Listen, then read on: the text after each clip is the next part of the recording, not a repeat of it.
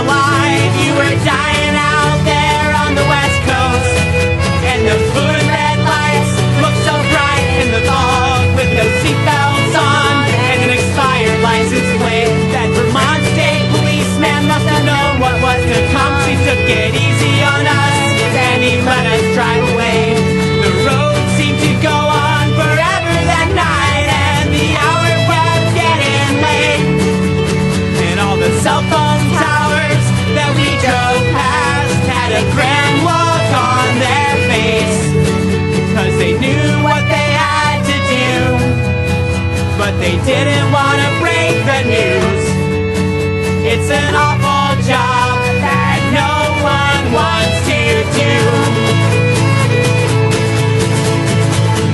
Kept awake by crazy dogs, too much baking powder used. I had 7 missed calls, so I knew that it was bad, bad news. I went to the van,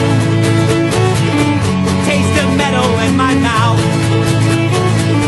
played that message back again and again, just hoping that I heard it wrong somehow. And the people on the streets, they stared at me as I stared off into space, like a statue in the backseat, like a coffin in the grave. I said frozen in purple rain, and I waited for the phone call to come to tell me that this was one of your pranks. And I waited for weeks and weeks to let a tear roll down my face. And I knew what I had to do, but I didn't want to break the news. It's an awful job that no one wants to do. So this is where you went when you left to try to kill the president. We tracked you down and we drug you back into the van somehow. I threw you against a fence. I felt so bad for doing it.